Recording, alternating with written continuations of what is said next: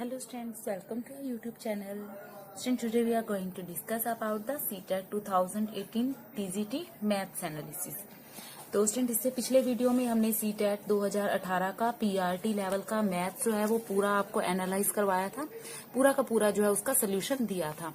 तो इस वीडियो में स्टूडेंट हम सोल्यूशन करने वाले हैं TGT का, जो आपका CTET का 2018 में TGT लेवल का जो पेपर आया हुआ था स्टूडेंट, उसको एनालाइज करेंगे हम, ठीक है, उसका सोल्यूशन करेंगे। ज्यादा मुश्किल पेपर नहीं था स्टूडेंट ये।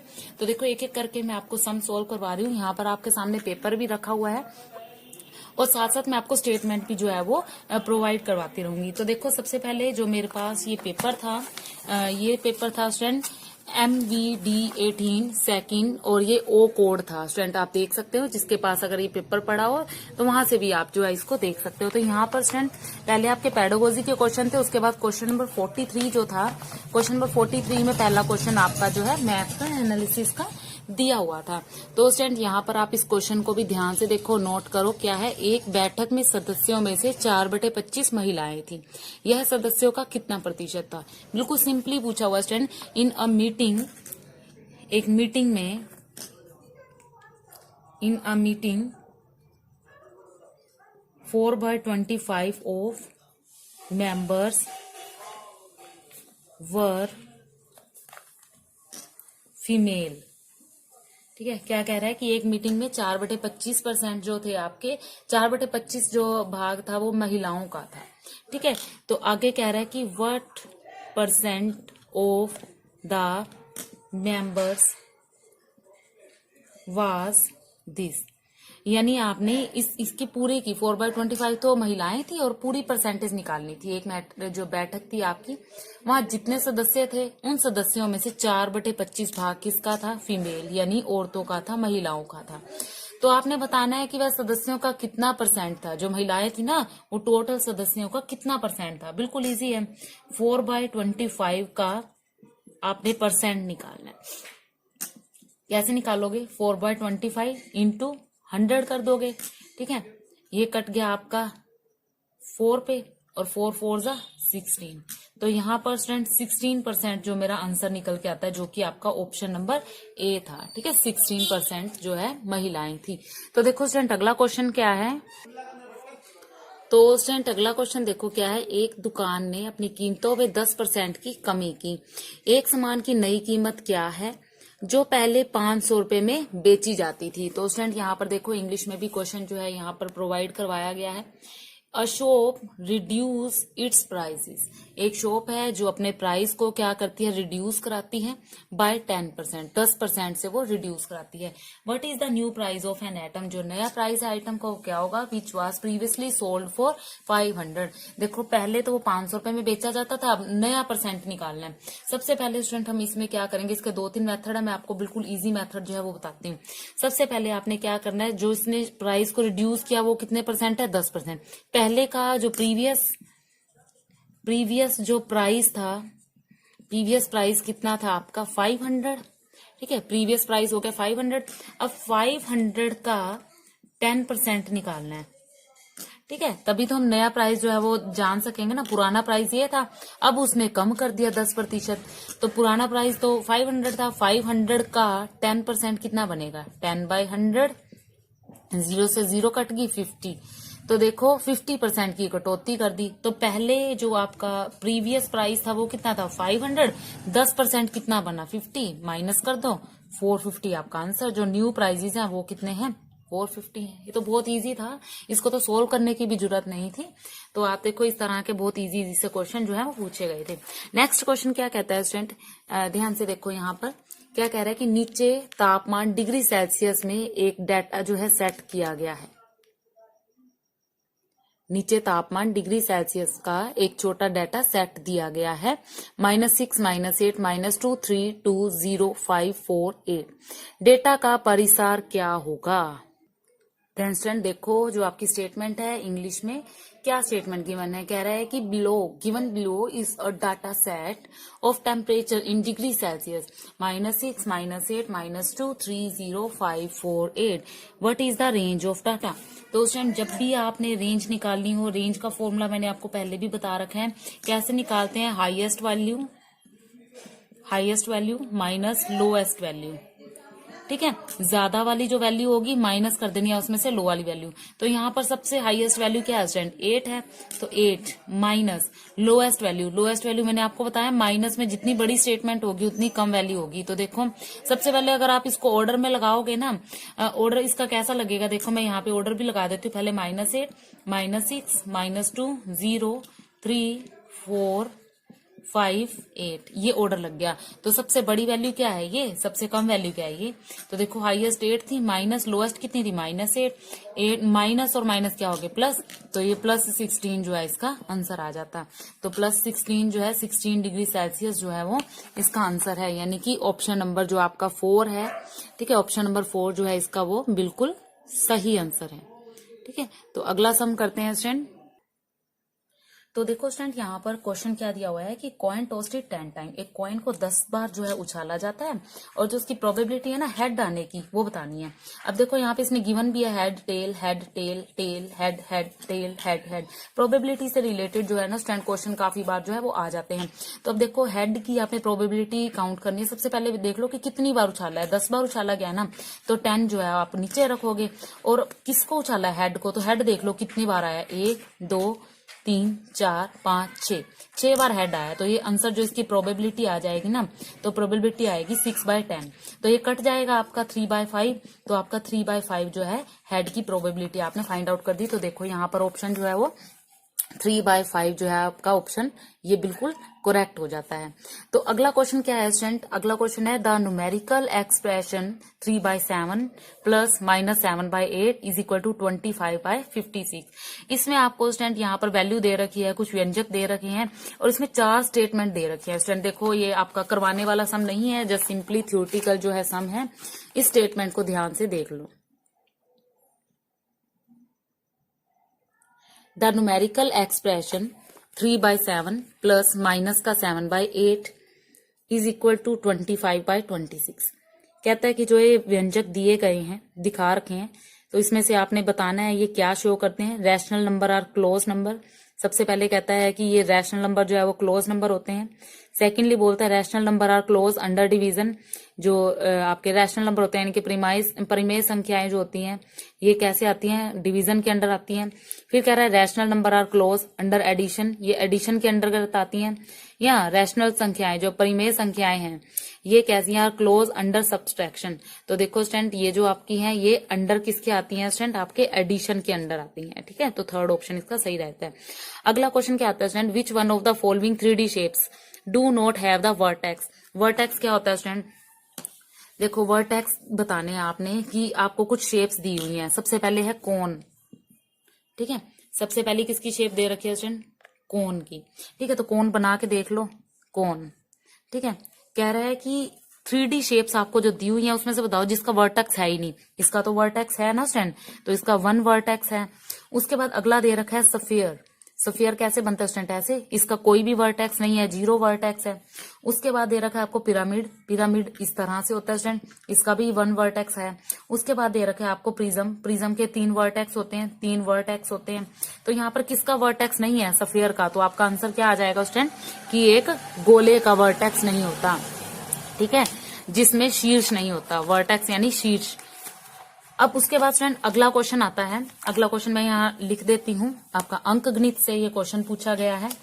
If 5/7 power 4 into 5/7 power -3 is equal to 5/7 power 5x - 2।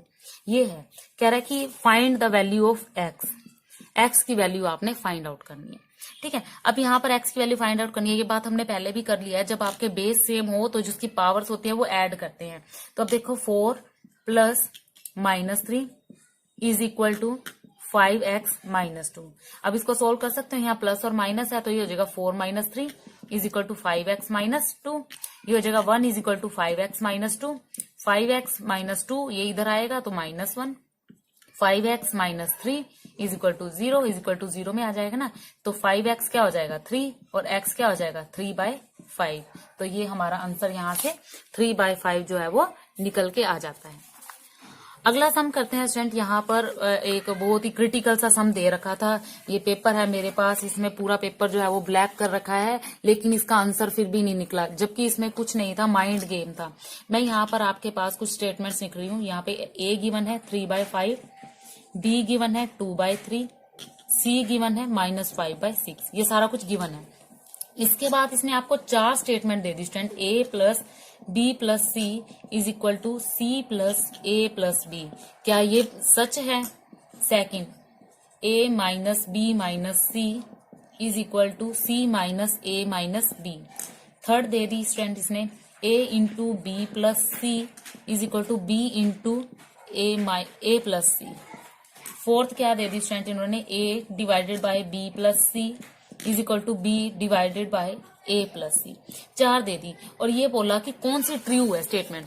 Student सबसे पहले तो बच्चों ने क्या किया, यहाँ पर भी आपका वेरिफिकेशन के लिए पेपर काला कर दिया। बच्चों ने ये सारी वैल्यू रखनी शुरू कर दी, पुट करनी शुरू कर दी और पुट कर करके पूरा पेज भर दिया कौन सी ट्रू है। अब देखो सिंप्लीफिकेशन में तो मेथड तो यही है कि आप सारी वैल्यूज इसमें पुट करो। अब ये left hand side right hand side के इक्वल आ गई तो आपका वो स्टेटमेंट बिल्कुल ट्रू है।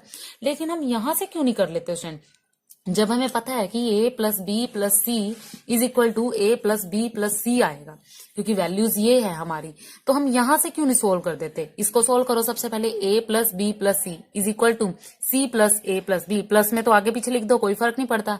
यानी कि जो ये वाली स्टेटमेंट है ना वो इसके इक्वल है। अगली देखो, ए माइनस को खोलेंगे, A minus B plus C is equal to C minus A plus B, इसके इक्वल नहीं है। ऐसे इसको खोलोगे इसके इक्वल नहीं है, ऐसे इसको खोलोगे इसके इक्वल नहीं है। तो आपने इतना लंबा चौड़ा टाइम लगा के इसको सोल्व क्यों किया है? डायरेक्टली इसका आंसर ये बन रहा था क्योंकि इसकी वैल्यू इज इक्वल टू ये है। तो आपको स्टूडेंट इस तरह के क्वेश्चन जो होते हैं कॉम्प्लिकेटेड दिखते हैं, उसको खुद को कॉम्प्लिकेट बनाने की जरूरत नहीं है, उनको वहीं पे हम सोल्व कर सकते हैं। ठीक है, जैसे कि आपका ये था। तो अगला क्वेश्चन क्या कहता है स्टूडेंट, ज्यामिति निरूपण जो पूरे और उसके अंश के बीच संबंध दिखाता है वह दंड आलेख, चित्रलेख, हिस्टोग्राम, पाई चार्ट। देखो क्या कह रहा है, geometry representation showing a relationship between a whole its part. पूरे पार्ट की जो रिलेशनशिप बताती है वो ज्योमेट्री जो आपने बतानी है। तो स्टूडेंट एक बात याद रखना, जो आपका पाई चार्ट होता है ना, पाई चार्ट, ठीक है, तो पाई चार्ट कैसा होता है, सर्कल में होता है। ठीक है, और जो सर्कल है ना वो हमेशा क्या रिप्रेजेंट करता है, ज्योमेट्री। तो आपका आंसर क्या आएगा, यहाँ पर पाई चार्ट आ जाएगा। ठीक है, क्या आंसर आएगा आपका, पाई चार्ट आ जाएगा। ठीक है, तो अगला क्वेश्चन भी कुछ इसी तरह से है स्टूडेंट। देखो अगला क्वेश्चन क्या दे रखा है यहाँ पर, कह रहा है कि यदि क्यू क्या है, एक प्राकृतिक संख्या। ठीक है, क्यू क्या है, एक प्राकृतिक संख्या, पी का वर्ग है। ठीक है, तो मैं यहाँ पर साथ साथ सोल्व भी कर देती हूँ कि क्यू एक प्राकृतिक संख्या है जो पी का वर्ग है। तो पी क्या है, देखो इसने बोला कि if Q is square of natural number P. जो क्यू है वो क्या है, स्क्वायर है, किसका, पी का। ठीक है, पी का स्क्वायर है। अब क्या होगा, मान लो कि ये पी का स्क्वायर है, क्यू जो एक नंबर है जो कि नेचुरल नंबर पी का स्क्वायर है। ठीक है, इसका स्क्वायर, सॉरी ये लिख दिया ना, क्यू जो है ना वो इसका स्क्वायर है, यानी कि रूट ऑफ क्यू क्या है, पी। तो पी क्या है यहाँ पे, क्यू की पावर 1/2 है ना, क्या है ये। या फिर हम इस तरह से कह सकते हैं, अगर दोनों का रूट कर देते हैं कि Q is root of P. ठीक है, और Q is equal to P raise to power 1/2। अब यहाँ पे ऑप्शन दे दिए, पहला ऑप्शन है, यहाँ लिख देती हूँ मैं आपको, ऑप्शन भी साथ साथ लिख रही हूँ। पहला ऑप्शन क्या दे रखा है स्टूडेंट आपका, इक्वल टू क्यू। अगला ऑप्शन है ग्रेटर देन क्यू। अगला है स्क्वायर ऑफ क्यू। अगला है स्क्वायर रूट ऑफ क्यू। तो आपको आंसर क्या आ जाएगा, स्क्वायर रूट ऑफ क्यू। ठीक है, तो यही तो था, पी जो है वो स्क्वायर रूट ऑफ क्यू है। ठीक है, तो इस तरह के क्वेश्चन जो है स्टूडेंट पूछे हुए हैं। अगला देखो स्टूडेंट, बड़ा इजी है, कह रहा है कि एक पार्क में 784 पौधे व्यवस्थित किए गए हैं ताकि पंक्ति में पौधों की संख्या पंक्ति की संख्या के समान ही हो और प्रत्येक पंक्ति में पौधों की संख्या निकालो। इस टाइप के क्वेश्चन हमने पहले भी काफी बार किए। क्वेश्चन क्या है, क्वेश्चन है इन ए पार्क 784 प्लांट्स आर अरेंज्ड। जो 784 प्लांट्स है ना उनको अरेंज किया गया है। किस तरह से अरेंज किया गया है? रो भी सेम है, कॉलम भी सेम है। यानी मान लो कि मेरे पास कोई खेत है जिसमें अगर 3 लाइनें हैं इधर की हॉरिजॉन्टल तो 3 ही वर्टिकल है, इस तरह से स्क्वायर बना रखे हैं। ठीक है, इसी तरह से कह रहा है कि 784,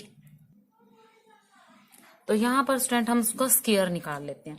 क्या कह रहा है कि यहाँ इस टाइप का क्वेश्चन जो है स्टूडेंट हम कैसे सोल्व करते हैं। पार्क में अब 784 जो है वो प्लांट्स हैं। ठीक है, उनको आपने ऐसे अरेंज करना है कि जितने प्लांट इस साइड है ना उतने ही प्लांट्स इस साइड हों। ठीक है, डबल, यानी कि इसके कहने का मतलब यह है कि आपने स्क्वायर निकालना है। मान लो कि मैंने यहाँ जो प्लांट्स लगाए ये रो और एक मेरे पास कॉलम, मैंने मान लिया कि रो में मैंने एक्स प्लांट उगाए, कॉलम में भी मैंने एक्स प्लांट उगाए। टोटल प्लांट कितने उगाए? X multiply X is equal to 784, या फिर X square is equal to 784, या फिर X is equal to root of 784। अब इसका रूट निकाल लो 784 का। 784 का कैसे निकालते थे हम? 2 2 जा 4, बचा 3, 3 8 4, 2 और 2 4, और ये 4 है पीछे तो किस पे जा सकता है? ये 8 4 4 जा पे जा सकता है। तो देखो करके देखेंगे, 4 चौक 16, 4 चौक 16 17, ये कम आया। और कहाँ पर जा सकता है? 4 पंजे 20, 4 6 24, 6 पे जा सकता है। 6 चौक 24, 6 चौक 24 25 26, ये भी कम है। 7 पे जा नहीं सकता। और किस पे जा सकता है? ये 8 पे। 8 पे देख लेते हैं, 4 8 32 ना, 8 पे कैसे जाएगा? 4 8 32, पीछे 84 है ना, 84 है ना पीछे, तो आपका 384 है, 8 पे जा सकता है ये। 8 8 8 जा 64 और 8 4 जा 32 और 6 30 है, तो ये तुम्हारा 8 के ऊपर चला गया। तो ये x is equal to 28 answer आ गया। अगर आपको इस तरह से स्क्वायर आउट नहीं फाइंड आउट करना आता तो आप इस तरह से जैसे बच्चे करते हैं ना, जो बिल्कुल बेसिक मैथ है आपका, तो इस तरह से कर सकते हो। ठीक है, 2 2 जा करके लास्ट में तुम्हारे पास ये निकल जाएगा 2 2 जा 2 3 जा 6, ठीक है, 2 9 जा और 2 7 जा, और उसके बाद इस तरह से आप इसका जो है फाइंड आउट कर सकते हो। 3 पे चला जाएगा। ठीक है, 3 पे नहीं जा रहा, 7 पे जाएगा। तो आप इस तरह से इसको सोल्व कर सकते हो। आपने मेन जो है स्क्वायर रूट फाइंड आउट करना है। तो ये क्वेश्चन भी हमारा डन। ठीक है, अगला क्वेश्चन देखो स्टूडेंट, यहाँ पर भी स्टेटमेंट दे रखी है आपको। क्या कह रहा है कि यदि दो राशियां एक्स और वाई एक दूसरे के व्युत्क्रम रूप से घटते बढ़ते रहते हैं। मान लो कि एक आपकी एक्स है, कह रहा है कि 2 quantities X and Y vary inversely with each other, एक दूसरे से इनवर्सली है, मान लो कि इस तरह से है। ठीक है, तो कह रहा है कि निम्नलिखित में से कौन सा कथन सत्य है? ये इस तरह से है। तो सबसे पहला कथन ये ऐसे बोलता है कि उनसे संबंधित मानों का योग समान होगा, यानी कि इन दोनों का, एक्स का और वाई का जो योग है, योग यानी कि एडिशन यानी कि समेशन, वो क्या होगा? सेम रहेगा। पहली बात तो उसने ये बोली। सेकंड वाले में ये बोला कि उसने कि उसका डिफरेंस यानी कि उसका माइनस करेंगे ना आपस में अंतर, वो सेम रहेगा। तीसरी बात बोली कि उसने उनसे संबंधित मानों का अनुपात एक समान रहेगा, अनुपात यानी कि रेशो। ठीक है, कि रेशो सेम रहेगी। चौथी बात उसने बोली कि जो प्रोडक्ट है ना, प्रोडक्ट वो सेम रहेगा। तो स्टूडेंट अगर स्टेटमेंट ये है उसमें से कौन सी सही होगी? इन दोनों का एडिशन सेम रहेगा, डिफरेंस सेम रहेगा, रेशो सेम रहेगी, या प्रोडक्ट। इसके लिए स्टूडेंट आपको क्वेश्चन इजी कर देती हूँ मैं। यहाँ मान लेती हूँ, लेट कर लेती हूँ कोई भी नंबर, 1 2 3 4 कुछ भी। मैंने y मान लिया 4, अगर मान लो 4 है y। ठीक है, अगर y 4 है तो x कितना, x किससे प्रोपोर्शनल हो जाएगा? 1/4 y के। और स्टूडेंट अगर मैं x को 4 मान लेती हूँ तो y किसके इक्वल हो जाएगा? 1/4, क्योंकि इनवर्सली है एक दूसरे के। तो अब देखो इनका जो प्रोडक्ट है वो क्या होगा? अब इसका एडिशन करेंगे। अब देखो 4 + 1/4, एडिशन सेम नहीं होगा, सब्ट्रैक्शन सेम नहीं होगा, मल्टीप्लीकेशन सेम नहीं होगा, लेकिन इनका जो प्रोडक्ट होगा ना, प्रोडक्ट देखो, रेशो जो है वो सेम नहीं होगा। ठीक है, रेशो 4:1/4 सेम नहीं होगा, लेकिन उसका प्रोडक्ट जो होगा ना, प्रोडक्ट यानी कि मल्टीप्लीकेशन 4 × 1/4 वो सेम होगा 1। ठीक है, तो देखो मैंने यहाँ पे एक सिंपल सा एग्जांपल लिया है, तो आपकी स्टेटमेंट कौन सी ठीक हो जाएगी? 4 वाली, कि इसका प्रोडक्ट जो है वो सेम हो जाएगा। अगला क्वेश्चन यहाँ पर हमें क्या निकालना है? 7y × 6y, ये क्वेश्चन गिवन है और कह रहा है कि फाइंड द वैल्यू। और यहाँ पर वैल्यू y की a पे दे रखा है 4, b पे दे रखा है 2, c पे दे रखा है 8, डी पे दे रखा है 6, 4 वैल्यू है। इसको सोल्व करने का बड़ा सिंपल सा तरीका है स्टूडेंट। सबसे पहले तो आपने क्या किया होगा, इसको यूज कर करके देखा होगा, लेकिन आप इसको बिल्कुल इजी बेस्ट तरीका बताती है। देखो जो यहाँ पर नंबर होगा वो तो सेम रहेगा ना स्टूडेंट, तो जो नंबर यहाँ पर रहेगा वो यहाँ पर भी होगा। तो देखो 7×6 = 42। अब देखो यहाँ पीछे से जो भी कैरी आए मुझे उससे कुछ मतलब नहीं है, मुझे ये पता लग गया कि यहाँ पर ये 4 के इक्वल आएगा, क्योंकि 5 इसका ऑप्शन दे ही नहीं रखा। तो यहाँ मेरा माइंड तो ये कह रहा है कि ये 4 आंसर है, लेकिन आप इसको सोल्व भी करके देख सकते हो बाय ऑप्शन। आपने यहाँ पे y की जगह 4 रख दिया, 4×6 = 24, ठीक है, 42 और 2 = 44। तो यहाँ से ही आपका सिंपल आंसर आ गया। बहुत से बच्चों ने बिल्कुल सही दिमाग लगाया, ऑप्शन लगाने शुरू कर दिए। और इस तरह के जो क्वेश्चन आते हैं ना स्टूडेंट, उसका पहला या दूसरा ऑप्शन जो होता है ना वो ठीक होता है। तो इस तरह से आपने इसको सोल्व कर लेना है। अगला क्वेश्चन था हमारा यहाँ पे, to fill a rectangular tank of area 700 metre square 140 metre cube of water is required, what will be the height of water level in the tank. कह रहा है कि 700 मीटर स्क्वायर का 700 मीटर स्क्वायर क्षेत्रफल का, ठीक है, क्षेत्रफल का एक आयतकार टैंक है, उसको भरने के लिए 140 मीटर क्यूब पानी की जरूरत है। ठीक है, मीटर क्यूब लगा दिया स्टैंड। अब देखो रेक्टेंगुलर टैंक आ गया, यहीं से मैं बता दूं इसका रेक्टेंगल का वॉल्यूम क्या होता है, length into breadth into height. अब मेरे पास ये रेक्टेंगुलर टैंक है, ठीक है, length into breadth into height जो है इसकी हो जाएगी। अब यहाँ पर मुझे पता है कि यहाँ पर मीटर क्यूब में कुछ दे रखा है, तो मीटर क्यूब में जो भी चीज दे रखी है वो क्या होगा, वॉल्यूम होगा, क्योंकि वॉल्यूम हमेशा किस में होता है, क्यूब में होता है। तो मैंने यहाँ वॉल्यूम पुट कर दिया 140 मीटर क्यूब। अब कह रहा है कि इतना क्षेत्रफल है, और क्षेत्रफल यानी कि एरिया क्या होता है, लेंथ इंटू ब्रेड्थ, यानी कि हमें लेंथ इंटू ब्रेड्थ की वैल्यू भी दे रखी है, कितनी, 700 मीटर स्क्वायर। यहां से तुम उठा के हाइट की वैल्यू निकाल दो। हाइट की वैल्यू क्या आ जाएगी, 140 डिवाइडेड बाय 700। इसको सोल्व करोगे 1/5, मीटर क्यूब था यहाँ स्क्वायर था तो कट के 1 मीटर रह जाएगा। इसको सोल्व करोगे स्टूडेंट आपकी आएगी 1/5 मीटर हाइट। अब उसने पूछा क्या हुआ है, हाइट, टैंक में पानी के स्तर की ऊंचाई कितनी होगी, हाइट मैंने निकाल दी, लेकिन एक पंगा है यहाँ पे, ये सेंटीमीटर में दे रखी है, जबकि मैंने निकाली मीटर में। डजंट मैटर, मीटर को सेंटीमीटर में चेंज कर दो, 1/5 मीटर को सेंटीमीटर में चेंज करने के लिए 100 से मल्टीप्लाई करा दो, तो ये आ गया 20 सेंटीमीटर। तो आपका जो ऑप्शन नंबर डी जो है आपका 20 सेंटीमीटर बिल्कुल ठीक है। तो स्टूडेंट यहाँ पर हमने जो है मैथ जो है बिल्कुल अच्छे से क्लियर कर लिया, ठीक है। टीजीटी लेवल का हमने सारा मैथ जो भी हमारे 15, 16 जितने भी क्वेश्चन पूछे थे वो मैंने आपको सारे के सारे यहाँ पर बता दिए और सबका एनालिसिस भी कर दिया। इससे पहले हमने प्राइमरी लेवल का जो पीआरटी का मैथ था वो भी आपको पूरा अच्छे से करवाया था। इनफैक्ट आपको अगर कुछ भी इसमें से समझ नहीं आता तो आप कमेंट बॉक्स में कमेंट कर सकते हैं, और पीडीएफ के लिए आप मुझे लिंक भी आपको भेज रखे हैं, वहां से आप पीडीएफ भी डाउनलोड कर सकते हो पेपर की। अगले वीडियो में स्टूडेंट हम 2019 का पेपर जो है सीटेट का सोल्व करेंगे, उसका भी पीआरटी और टीजीटी करेंगे, फिर और इन सबको एनालिसिस करके आप अपना जो 2022 का पेपर है वो इजिली दे सकते हो। स्टूडेंट वीडियो पसंद आई हो तो लाइक और सब्सक्राइब जरूर कीजिएगा। Thank you.